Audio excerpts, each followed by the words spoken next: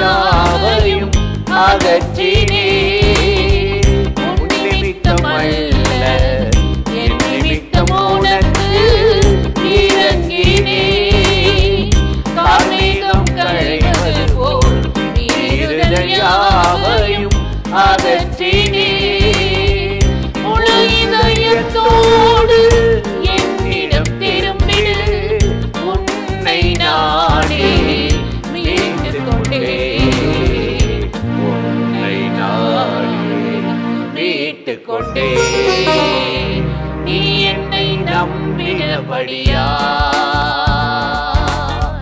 நான் உன்னை தப்புவிப்பேன். என் ஜீவன் அருமையானதா, என்னிடம் கிருபை பெற்றார்.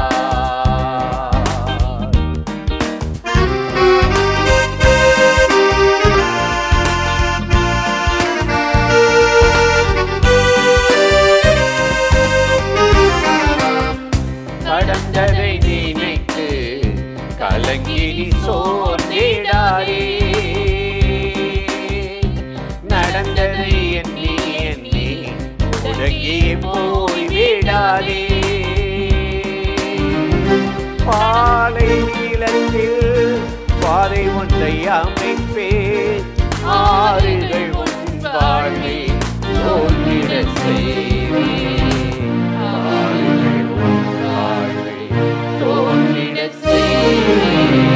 நீ என்னை நம்பினபடியா நான் உன்னை தப்புவிப்பேன். உன் ஜீவன் அருமையானதா, என்னிடம் கிருபை பெற்றார்.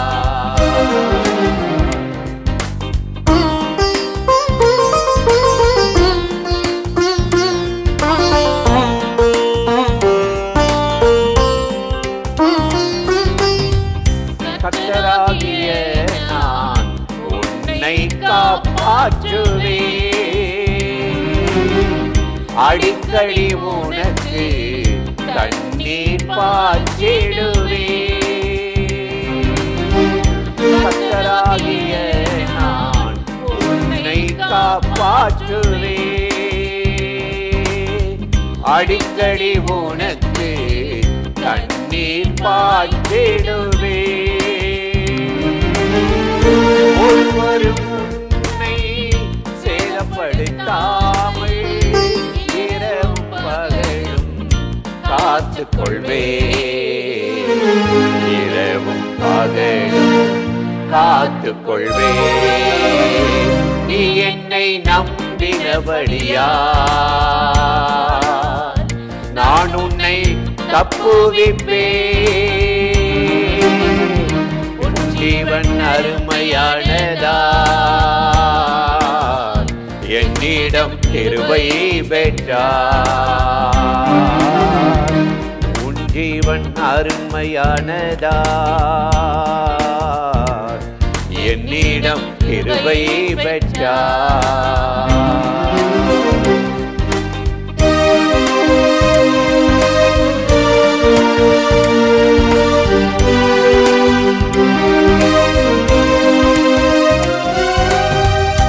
என்னை பற்றி கொண்டு என்னோடு ஒப்புரவாகிடு.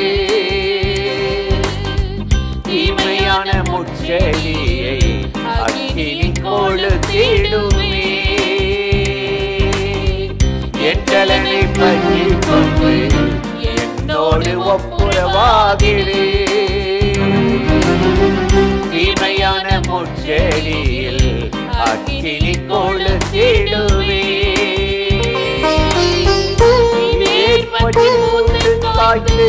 உலகத்தை பல நாள் இறப்பும் நாட்கள் வருகின்றது. இறப்பும் நாட்கள் வருகின்றது. நீ என்னை நம்பினபடியா நான் உன்னை தப்புவிப்பே. என் ஜீவன் அருமையானதா என்னிடம் கிருபை பெற்றாய். உன் ஜீவன் அருமையானதா என்னிடம் கிருபை பெற்றாய். பிரியமானவர்களே, ஆண்டவராகிய இயேசுவின் நாமத்தினாலே இந்த காலை நேரத்தில் இயேசுவை தினம் பார்ப்போம் என்ற இந்த நிகழ்ச்சியின் மூலமாக உங்களை சந்திப்பதில் மிகுந்த மகிழ்ச்சி அடைகிறேன். கர்த்தர் நல்லவர், கிருபையும் இரக்கமும் நிறைந்தவர்.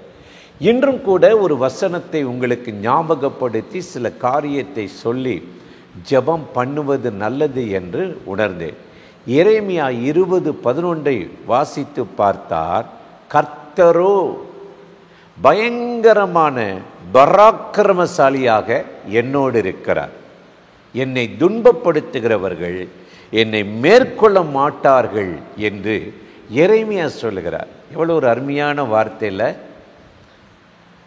கர்த்தர் சாதாரணமாக இல்லையா, அவரை நேசிக்கிற, அவரை பின்பற்றுகிற, அவரை நம்புகிற பிள்ளைகளுக்கு பயங்கரமான பராக்கிரமசாலியாக இருக்கார்.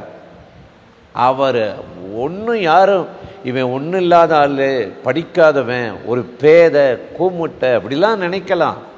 ஆனால் உங்களுக்குள்ள ஒருத்தர் இருக்கிறாரே, அவர் வானத்தையும் பூமியும் படைத்தவர், சர்வ வல்லமையுள்ள தேவன். அவருக்கு ஒப்பிடத்தக்க பூமியில் யாரும் கிடையாது. அதனால தான் 1 யோவான் 4:4 நம்ம பார்க்குறோம்.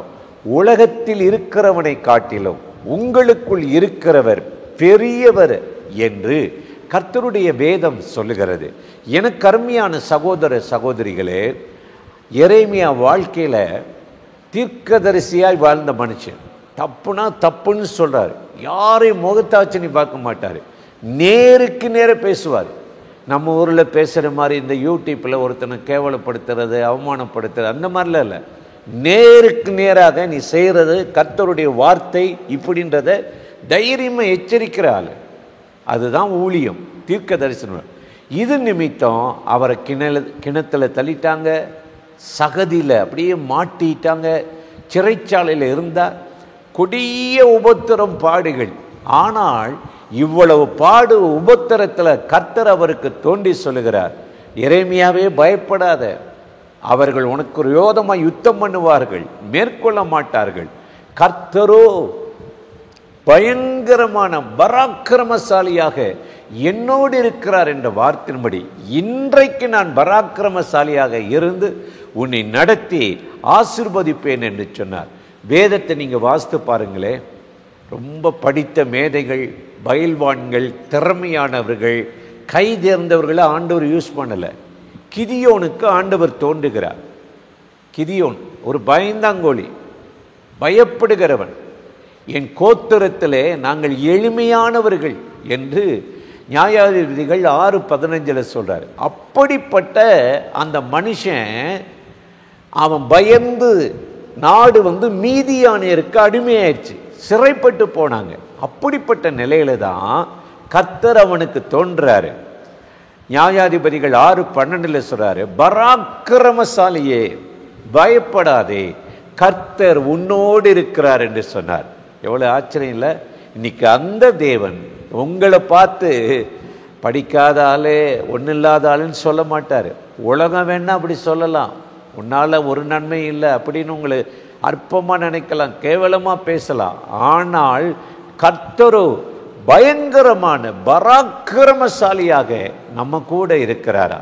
இன்னைக்கு ஒரு கிதியோனை வைத்து பராக்கிரப்படுத்தி ஆண்டவர் என்ன செய்ய, மீதியானுடைய அந்த உபத்திரம், அந்த நிந்தை, அந்த சிறையிருப்பு, அடிமைப்படுத்தின அந்த வல்லமையிலிருந்து கர்த்தர் கிதியோனையும் ஒரு 300 பேரையும் எழுப்பி பயங்கரமான பராக்கிரமசாலியாக இருந்து அந்த மீதியானுடைய கைகளுக்கு இஸ்ரவேலை தப்புவித்தார்.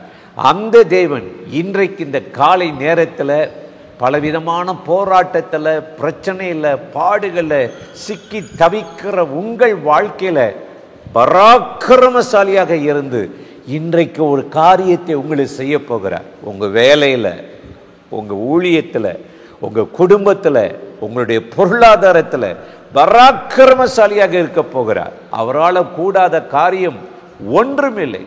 வேதத்தை தொடர்ந்து நீங்கள் வாசித்து பாருங்களேன். சவுலும் இஸ்ரவேல் ஜனங்களும் ஒரு பராக்கிரமசாலிகிட்ட மாட்டிட்டாங்க. அவன் பராக்கிரமசாலி இல்லை, பராக்கிரமசாலி போல நடித்தான். அவன் பேர் கோலியாத். இஸ்ரவேலரையும் சவுலையும் ஒத்தை கொத்த பாருங்க, யுத்தம் பண்ணி யார் மேற்கொள்கிறார்களோ அவர்கள் அடிமை. இப்படி பயமுறுத்துறதுனால சவுலும் இஸ்ரவேல் ஜனங்களை அதை கேட்டு பயந்து போயிட்டாங்களாம், நடுங்கிட்டாங்க. என்ன நடந்துச்சு தெரியுமா? அந்த வேலையில தான் கர்த்தர் தாவீதை அங்கே கொண்டு வருகிறார். அப்ப ஒரு சொல்லுகிறார், தாவீதை பற்றி வேதம் அவன் அழகுள்ளவன், காரிய சமார்த்தி உள்ளவன், யுத்த வீரன், பராக்கிரமசாலி, கர்த்தர் அவனோடு இருக்கிறார். அவனை கொண்டு வந்து இந்த கோலியாத்துக்கு முன்னாடி நிறுத்தினாங்க. அவன் நினைச்சான், இவன் ஆடு மேய்க்கிறவன், இவன் குள்ளமானவன், என் ஈட்டி உயரம் கூட இல்லை, இவனா என்ன அடிமைப்படுத்த போறான். சிரிச்சான், நகைத்தான், ஏளனம் பண்ணான். ஆனா கர்த்தரோ தாவீதோட சும்மா இல்லை, பராக்கிரமசாலியாக இருந்து பலத்த அற்புதங்களை செய்து அந்த கோலியாத்தை அன்னிக்கே அழிச்சார், கொன்று போட்டாரு. இஸ்ரவேலருக்கும் சவுல் ராஜாவுக்கு இருந்த நிந்தை நீக்கி போட்டார். அந்த தேவன் இன்றைக்கு உங்ககிட்ட சாதாரணமா இல்லை, சாந்தமா இல்லை, பொறுமையா இல்லை, பராக்கிரமசாலியாக இருந்து உங்களை யார் யார் உபத்திரப்படுத்துகிறார்களோ, எதிர்க்கிறார்களோ, டார்ச்சர் பண்றாங்களோ அத்தனை பேருக்கு முன்பாக உங்க தலையை உயர்த்தி கர்த்தரோ பயங்கரமான பராக்கிரமசாலியாக என்னோடு இருக்கிறார் என்ற வார்த்தையின்படி உங்களோடு இருந்து உங்களை பலப்படுத்தி இந்த நாளில் ஆச்சரியமா நடத்த போகிறார். அந்த தேவாதி தேவனை நோக்கி நாம் இப்பொழுது ஜெபிக்கலாமா? அன்பும் இரக்கமும் கிருபையும் நிறைந்த நல்ல ஆண்டவரே, இந்த ஆசீர்வதிக்கப்பட்ட நாளுக்காக, நேரத்துக்காக, கிருபை இரக்கங்களுக்காக உமக்கு நன்றி செலுத்துகிறோம். இப்பொழுது யாரெல்லாம் அந்த நிகழ்ச்சியில் இணைந்து பலவிதமான போராட்டத்தோடு, கலக்கத்தோடு, பிரச்சனையோடு, தடுமாறுகிறார்களோ அத்தனை பேர் மேலும் உம்முடைய பராக்கிரமம் இறங்கட்டும். சங்கீதம் 60:12 வார்த்தையின்படி தேவனாலே பராக்கிரமம் செய்வோம், அவரே எங்கள் சத்துருக்களை மிதித்து போடுவார் என்ற வார்த்தையின்படி உம்முடைய பிள்ளைகளை மனநோக பண்ணுகிற எல்லா வல்லமைகளும் முறியடிக்கப்படட்டும். இந்த நாளில் தேவரே உம்முடைய பிள்ளைகளை ஆசீர்வதித்து அற்புதமாய் நடத்தும்படி கெஞ்சுகிறோம். காரியங்கள் கைகூடி வருவதாக, தோல்விகள் ஜெயமாய் மாறுவதாக இயேசுவின் நாமத்தில் வேண்டிக் கொள்ளுகிறோம் நல்ல பிதாவே. ஆமென், ஆமென். ஆண்டவர் இந்த நாளிலும் உங்களை ஆசீர்வதித்து நடத்துவார். ஆமென்.